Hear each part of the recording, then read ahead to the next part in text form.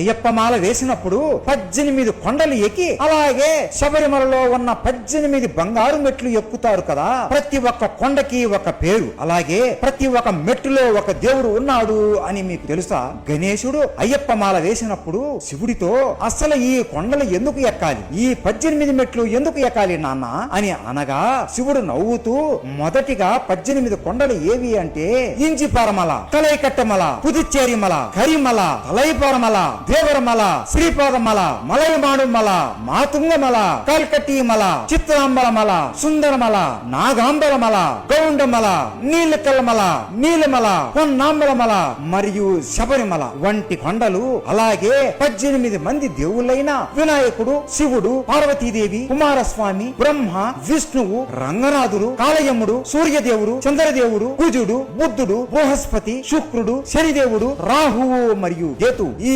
దేవుళ్ళని మరియు 18 తత్వాలు అయిన చూడడం, వినడం, సువాసన, రుచి, స్పర్శ, కామం, దురాశ, క్రోధము, కోపము, మోహము, మదము, మాత్సర్యము, దాంభికము, సాత్వికము, రాజసము, తామసము, విద్య, అవిద్య వంటి గుణాలను తెలియచెప్పే విధముగా ఈ 18 మెట్లను నిర్మించడం జరిగింది. గణేశ, నీకు మీ తమ్ముడు ఎవరో తెలియకపోవచ్చు, కానీ మీ తమ్ముడికి నువ్వు ఎవరో బాగా తెలుసు. అందుకే ఒక మెట్టులో నువ్వు కూడా ఉండేలా నిర్మించడం జరిగింది. నువ్వైనా నేనైనా ఎవరైనా సరే ఈ మెట్లు ఎక్కేటప్పుడు ఇది గుర్తుకు పెట్టుకోవాలి. మీరు అయ్యప్పను దర్శించుకోవడానికే కాదు, ఇంతమంది దేవుళ్ళని, ఇన్ని కొండలని దర్శించుకొని ఆ తరువాతనే అయ్యప్పను దర్శించుకుంటున్నారు. ఇంత గొప్ప ఆలయం గణేశ ఈ శబరిమల ఆలయము. అసలు అయ్యప్ప మాల ఎందుకు వేసుకుంటారు? అయ్యప్ప మాల వేసుకున్నాక ఏ నియమాలు పాటించాలో మీకు తెలుసా? శబరిమల ప్రయాణం ఎలా చేయాలో మీకు తెలుసా? శబరిమలలో ఉన్న అయ్యప్ప విగ్రహం ఎలా వచ్చిందో మీకు తెలుసా? అన్యస్వాములు శబరిమలకు తప్పకుండా ఎందుకు వెళతారో మీకు తెలుసా?